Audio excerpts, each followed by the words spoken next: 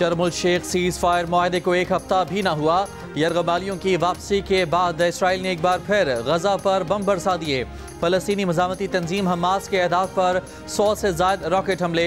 Israel ने हमलों की तस्दीक कर दी। गजा में इमदाद की रसाई भी रोक दी। सुबह से जारी इसराइली हमलों में मजीद 35 फलस्तीनी शहीद कर दिए।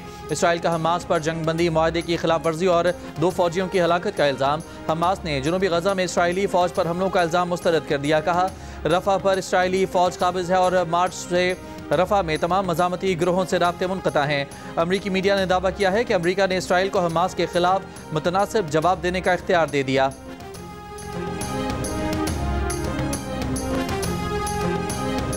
पाकिस्तान और अफगानिस्तान ने फौरी जंगबंदी पर इत्तफाक कर लिया। वज़ीर दिफा ख्वाजा आसिफ ने कहा अफगानिस्तान से पाकिस्तान की सरजमीन पर दहशतगर्दी फौरी बंद होगी। दोनों मुल्क एक दूसरे की सरजमीन का एहतराम करेंगे।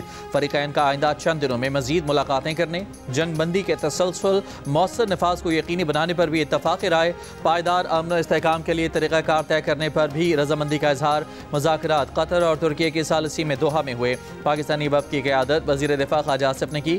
अफगान वफ़द की सरबराही वज़ीर दिफा मुल्ला मोहम्मद याकूब ने की। ख्वाजा आसिफ ने कहा कि 25 अक्टूबर को इस्तांबुल में दोबारा वफूद की मुलाकात होगी। खवारिज ने अफगानिस्तान से पाकिस्तान के अंदर कई दहशतगर्द हमलों की कोशिश की थी जिन्हें सिक्योरिटी फोर्सेज ने नाकाम बनाया था। काबुल और कंधार में अफगान तालिबान और फितनाल खवारिज के ठिकानों पर पाकिस्तान की टारगेटेड कार्रवाई के बाद अफगान तालिबान ने जंगबंदी की दरख्वास्त की थी।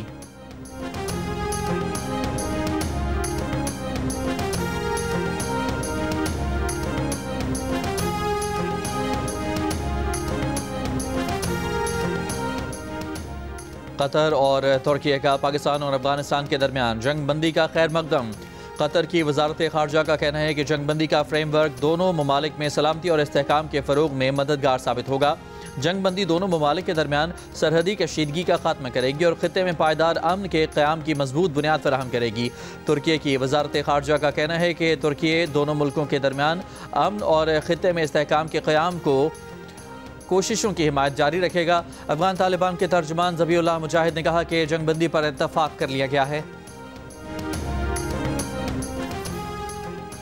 नायब वज़ीर आज़म और वज़ीर ख़ारजा इसहाक़ डार का दोहा में गुज़श्ता रात तय पाने वाले मुआहदे का खैर मकदम। कहा ये दुरुस्त संत में उठाया गया पहला मुस्बत कदम है। बरादर ममालिक कतर और तुर्की के तामीरी किरदार को सराहते हैं। आइंदा इजलास में ठोस और काबिल तस्दीक मॉनिटरिंग मेकनिज़म के क़याम के मुंतज़र हैं जो तुर्की में होगा। अफगान सरजमीन से पाकिस्तान के खिलाफ दहशतगर्दी के सद्बाब के लिए ज़रूरी इक़दाम करना ज़रूरी हैं। मज़ीद जानी नुकसान से बचाने के लिए तमाम मुमकिन इक़दाम पर अमल दरामद नागुज़ीर है।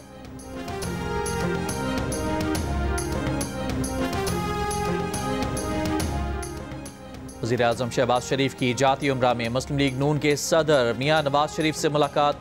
मुल्क की सियासी सूरत हाल पर तबादला ख्याल। ज़राए के मुताबिक वज़ीर आला पंजाब मरियम नवाज भी मुलाकात में शरीक थीं।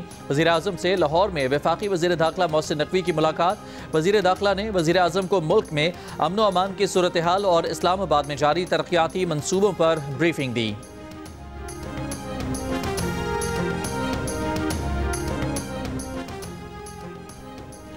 पाकिस्तान ने अफगानिस्तान, ईरान और रूस के साथ नया बॉर्डर ट्रेड फ्रेमवर्क मुतारिफ करा दिया। वजारत तिजारत ने business to business border trade mechanism में तरामीम का नोटिफिकेशन जारी कर दिया। नोटिफिकेशन के मुताबिक पाकिस्तान की इन ममालिक के साथ बार्टर ट्रेड के लिए मुख्तलिफ शराइत को नरम कर दिया गया है। बरामद से कबल लाजमी दरामद की शर्त नरम करके बैक वक्त दरामद और बरामद की इजाज़त होगी। निजी इदारों को कंसोर्शियम बनाने की इजाज़त दी गई है।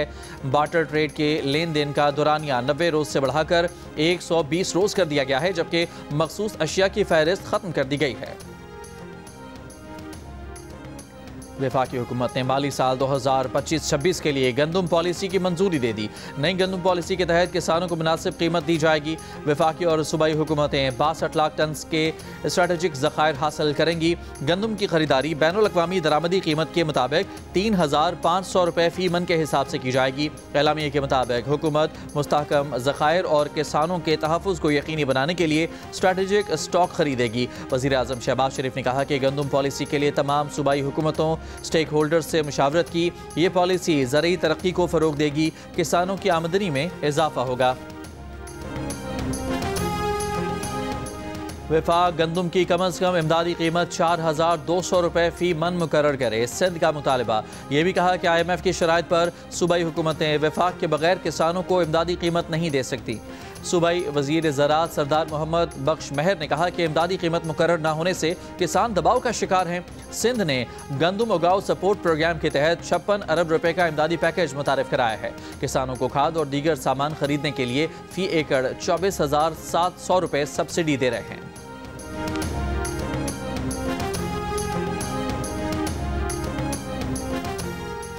फ्रंटियर कोर खैबर पख्तूनख्वा ने जनूबी वज़ीरिस्तान में कार्रवाई करके खुदकुश बमबार को गिरफ्तार कर लिया। गिरफ्तार खुदकुश बमबार की शनाख्त नेमतुल्लाह वल्द मूसा जान के नाम से हुई। सिक्योरिटी ज़राए के मुताबिक गिरफ्तार खुदकुश बमबार अफगानिस्तान के सूबे कंधार का रिहायशी है।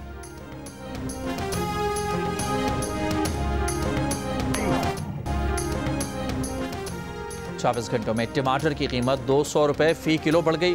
लाहौर में 500 रुपये फ़ी किलो हो गए। पेशावर में टमाटर 500 रुपये किलो हो गए। कराची में टमाटर 400 रुपये किलो हो गए। कोयटा में भी 400 को छू गए। पेशावर में फलों की कीमतें भी बढ़ गईं। अंगूर 400 से बढ़कर 800 रुपये किलो हो गए। सेब 200 रुपये से बढ़कर 400 रुपये फ़ी किलो हो गए। फैसलाबाद में चीनी की कीमत बढ़ गई। सरकारी कीमत 179 रुपये, दुकानों पर 210 रुपये में दस्तियाब।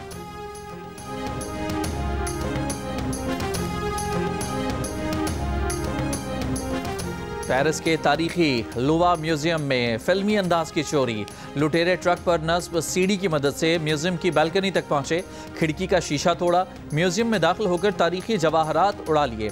फ्रांसीसी मीडिया ने दावा किया है कि चोर नेपोलियन सोम की मलका के ताज के हीरे भी चुरा कर ले गए। चुराए गए जेवरात में से एक म्यूजियम के बाहर से मिला। फ्रांसीसी हुकूमत के मुताबिक 3 से 4 माहिर चोरों ने सारी वारदात 4 मिनट में मुकम्मल की। कार्रवाई डालकर मोटरसाइकिलों पर फरार हो गए। म्यूजियम को 1 रोज के लिए बंद कर दिया गया।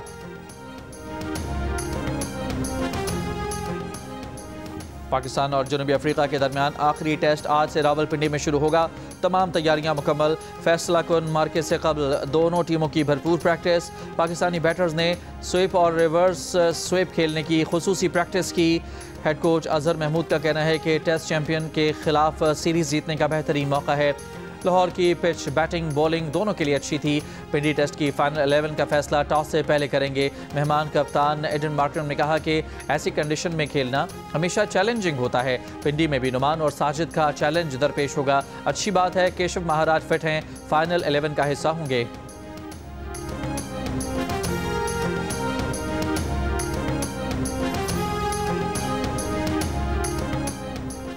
ICC विमेंस वर्ल्ड कप में इंग्लैंड ने भारत को 4 रन से हराकर सेमीफाइनल में जगह बना ली। फातेह टीम ने 8 विकेट पर 288 रन बनाए। हेदर नाइट ने 109 रन की शानदार इनिंग्स खेली। जवाब में भारतीय टीम 6 विकेट पर 284 रन बना सकी। वर्ल्ड कप में आज श्रीलंका और बांग्लादेश की टीमें मद्दे मुकाबले होंगी। जियो सुपर वर्ल्ड कप के मैचेस बराह रास्त नशर कर रहा है।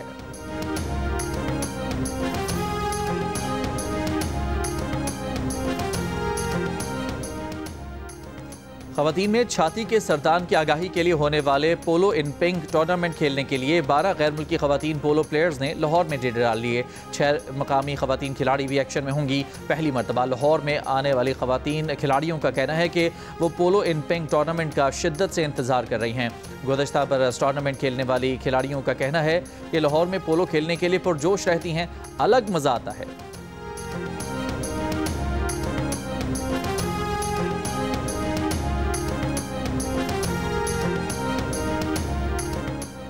पहली बार एशिया पैडल कप में शिरकत करने वाली पाकिस्तान टीम की शानदार परफॉर्मेंस। दोहा में जारी इवेंट में पाकिस्तान टीम ने चीन के बाद थाईलैंड को भी हरा दिया। मेन राउंड के लिए क्वालिफाई कर लिया। जीत के बाद कौमी टीम ने जीत का जश्न मनाया, रक्स भी किया। एशियन यूथ गेम्स में पाकिस्तान की कबड्डी और वॉलीबॉल के इवेंट में शानदार आगाज। कबड्डी टीम ने पहले मेज़बान बहरीन को हराया, फिर दिन के दूसरे मैच में थाईलैंड को भी शिकस्त दे दी। आज पाकिस्तान कबड्डी टीम ईरान और भारत से मैचेस खेलेगी। दूसरी जानिब पाकिस्तान वॉलीबॉल टीम ने अपने पहले मैच में मंगोलिया को 3-0 से हराया। मशरकी डोनबास का इलाका रूस के हवाले करो, पुतिन की शराइत मान लो। सदर ट्रंप की यूक्रेनी सदर ज़ेलेंस्की को हिदायत। बरतानवी अखबार फाइनेंशियल टाइम्स का दावा। अखबार के मुताबिक अमरीकी सदर डोनाल्ड ट्रंप ने ज़ेलेंस्की को खबरदार किया है कि रूस के सदर व्लादिमीर पुतिन ने धमकी दी है कि अगर यूक्रेन ने शराइत नहीं मानी तो उसे तबाह कर देंगे। और दीवारें चीन पर बिखरे फैशन के जलवे। चीन में silk road elegance 2 nation 1 runway के थीम के साथ फैशन शो का इनेकाद। पाकिस्तानी मलबूसात के दीदा से डिजाइन और कढ़ाई में चीनी शहरियों ने भरपूर दिलचस्पी दिखाई।